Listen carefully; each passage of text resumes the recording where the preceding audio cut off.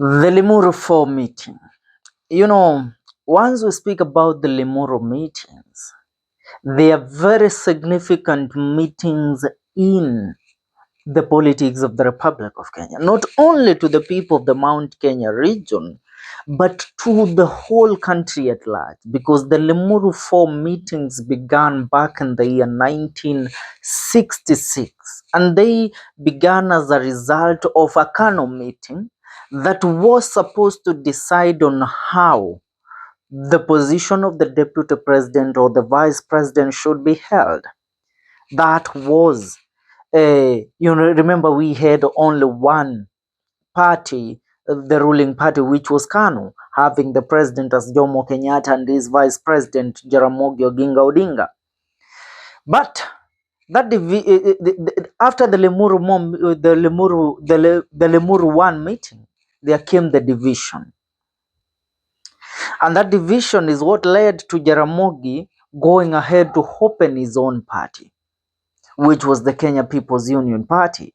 And he resigned or walked out of KANU and out of government as the vice president of Jaramogi Oginga Odinga, Mzee Jomo Kenyatta.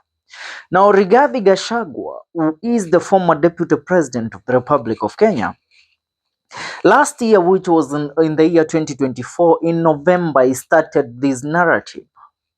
He started mentioning on different occasions and even while addressing the people of the Mount Kenya region in certain phone call address, not only phone call address, but also in meetings, he assured the people of the Mount Kenya region that in January 2025, I, Rigathi Gachagua, will give a go-ahead on the path we as the people of the Mount Kenya region should follow when it comes to the politics and our way forward come the year 2027. Now, once that was mentioned, a lot of speculation started arising on what coalition will Rigathi Gachagua unveil in January 2025. We have been waiting. It has been a long wait. But I assure you that Rigathi Gachagua has not been sleeping. He has been strategizing day in, day out to come up with the strategy that will shake the Kenya Kwanza government come the year 2027. Remember, President William Ruto is a very confident fella. You all can tell by how he speaks and how he addresses the nation. He is somebody that is not worried about him being re-elected for the second time as the president of the Republic of Kenya. It seems he has 100% attention, believe in himself. Now, when we speak about the re-election, when Uhuru Kenyatta was elected for the first term was him and Ruto working together for the betterment of the nation. And when the time for the re-election came, Uhuru Kenyatta had a very rough time in 2017 because Raila Amolo Odinga had now risen to the task of now taking over the seat as the president of the nation. Remember, even after the votes were casted and it was declared that Uhuru had won, after Raila Odinga together with this crew went to the Supreme Court to challenge the re-election of Uhuru Kenyatta and William Ruto, the election results were overturned, where it was claimed, David Maraga claimed that there must be a re-election. I mean, the election was supposed to be repeated, and it was done like that. Because Uhuru was not so confident that he is going to win for the second time. But William Ruto is so confident in that. Yet he knows he has the most incompetent track record in history of this republic. Now, let's get back to Rigathi Gachagua. How will Rigathi Gachagua take on William Ruto? I began by speaking about the LIMURU4 meeting. The LIMURU4 meeting, as we are being told, it has been scheduled to happen on 25th of June. Remember, today is on 25th of January. Remember, today is on 19th. So meaning we only have 6 days to go. On the LIMURU4 meeting, I spoke about the LIMURU1. I want to give you the significant history that the LIMURU meetings always have in the impact and the history of the politics of the Republic of Kenya. The LIMURU1 changed the trajectory of history, where Jaramogi Oginga Odinga walked out of government and began his KPU party, the Kenya People's Union Party. After that, the LIMURU2 meeting came in the year 2010, when then we were speaking about the no and yes votes, when we were speaking about the referendum and we having a new constitution as the Republic of Kenya.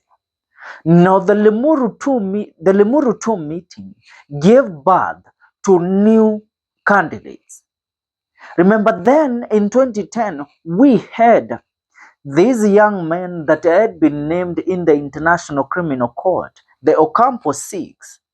Among them were William Ruto and Uhuru Muigai Kenyatta.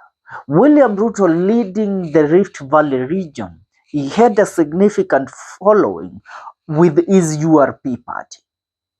On the other hand, the son to the first president of the Republic of Kenya, Uhuru Muigai Kenyatta, who also failed to secure the presidency back in the year 2002 when he was elected as the KANU presidential candidate, was also a very significant figure in the politics of the Republic in the year 2010, because now the conversation was about who will succeed Mwai Kibaki. Now, Uhuru had the TNA party. His TNA party was the party that had swept off the Mount Kenya region and other parts of the country. William Ruto had started his movement. Remember, these two men were also in the list of Ocampo Six. So the LIMURU2 meeting had to unite these two so that they will have one goal.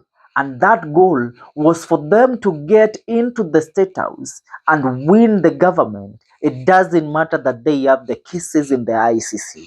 They knew if they win the election, then the ICC cases would be insignificant to them. Because tell me, how people accused of crimes against humanity, accused of killing thousands and thousands of Kenyans, how can Kenyans again decide to elect these people to become their leaders? So the ICC would have seen that as they themselves were making things out.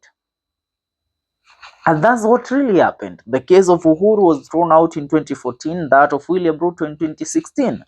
Now, back to the LIMURU2. The LIMURU2 meeting also went to vote on whether Kenya needed a new constitution, the 2010 constitution. And it was decided because Mwai Kibaki wanted Kenya to have a new constitution that defines the rules of this country. And it happened. The LIMURU2 meeting gave birth to the 2010 constitution, and it also gave birth to the duo that became the Jubilee brothers that won the elections in 2013. Come to the LIMURU3. The LIMURU3 meeting was organized. It was a shadow meeting organized by Jeremiah Kioni, Maina Njenga, Martha Karua, Kalonzo Musyoka, but there was no significance of the said meeting. As of yesterday, posters were revealed and publicized. Rigathi Gachagua had come up with the perfect idea of unveiling his new coalition, of unveiling the new team that will now be the nightmare of President William Ruto come the year 2027.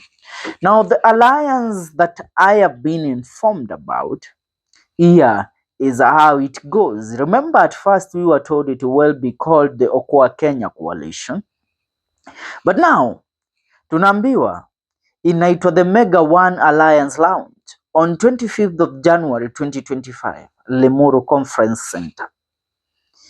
Now, this meeting is said to be housing very key figures in the politics of the Republic.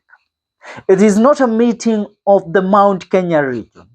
I can say if these people were supposed to meet, then there might be a turnover in the trajectory of the 2027 elections. I will start with naming Rigathi Gachagua as the head of the LIMURU4 meeting.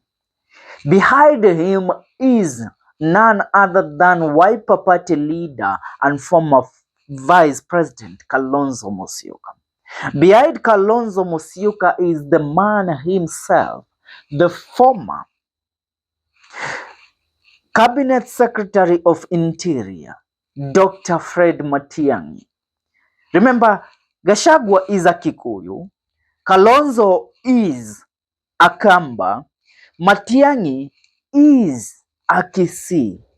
On the other hand, we have Eugene Wamalwa, the leader of the DAP party. That is a lawyer.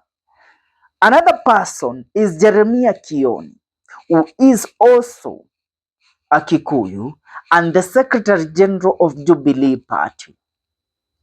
On the other hand, we have George Natembeya, the current governor of Trans Nzoia County, a man that has proved beyond means that he can be relied on when the people of the Republic are calling upon him to deliver to them. The last person in this list is none other than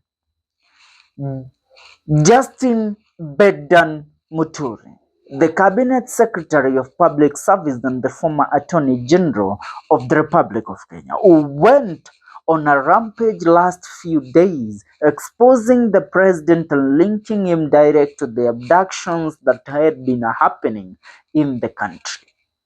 And he is the leader of the DP party, the Democratic Party of Kenya.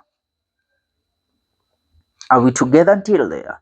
Now, this is the LIMURU4 meeting. It is called the Mega One Alliance Lounge. But the question is, if these people all come together, is the president going to allow that to happen? We all know that right now, the former Mungiki leader, Maina Njenga, is a man working under President William Ruto and his DP, Professor Abraham Kithure Kindiki.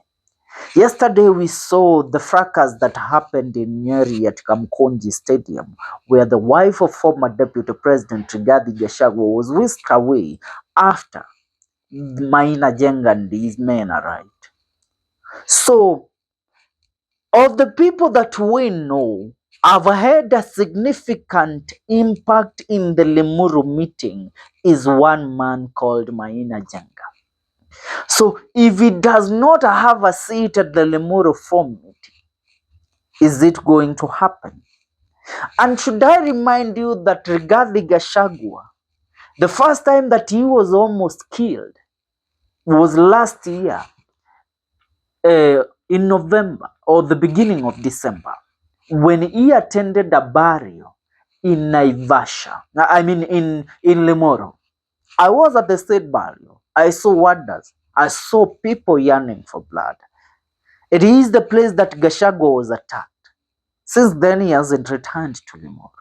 And now he is returning with the most significant coalition in the history of the Republic that might change the trajectory of the elections come the year 2027. You know, if this team, let me tell you, the lawyers, they are behind Eugene Wamalwa and George Natembeya. We have the Kikuyus here behind Gachagua and Jeremiah Kioni. We have the Kambas under one umbrella because the Kambas will follow Honorable Stephen Kalonzo Musyoka. We have the Kisii people who are also aligning behind Honorable Daktari George Matiang'i. We have the Meru people. According to the insights I have, also, another man that has been incorporated in this coalition is none other than the former governor of Meru County, Peter Munya. Apart from Peter Munya, we have the Embu people following their son Justin Muturi in this coalition. You know, people were thinking that Gachagua might be treading on blindly without a significant goal or without a significant play. But if this is the play that Rigathi Gachagua has, then things might change. The confidence Ruto and his minions have, they might start losing it in minutes. Look, if that meeting is going down, the LIMURU4 meeting, then that meeting might be the meeting that will decide who will be the president of this republic come the year 2027. If these people come together and decide it's about time they kick off their campaign trail, they will have a span of 3 years to convince us that they are the best for this nation. And they will be ahead of Ruto because Ruto seems to be into himself that I have everything under control, because he thinks that the Nyanza will follow him if he delivers the AU seat to Raila Amolo Odinga. He thinks that the Luo people will vote him in. But if there are people that you can't trust when it comes to offering their allegiance at these people from the Nyanza region, I assure you, they can't be trusted. Whatever Raila coughs is what they all want to hear. If Raila does not win that seat, or if Raila changes the narrative even a month before the election, they will all vote for the opposition. These people love being in opposition. They are obsessed with being in the opposition. Right now, they are in the government and they are wondering even what are they doing there, because they are not used to the quietness and the whole being that comes with them being in government. They want to remain in opposition because they have never voted a candidate who won as a president. They haven't. So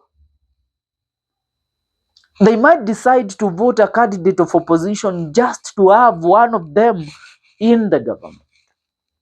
And remember, they don't vote so much. The people that vote in this country are the Mount Kenya region people. If the LIMURU4 alliance is going to happen, then this might change the trajectory of the politics of this republic for good.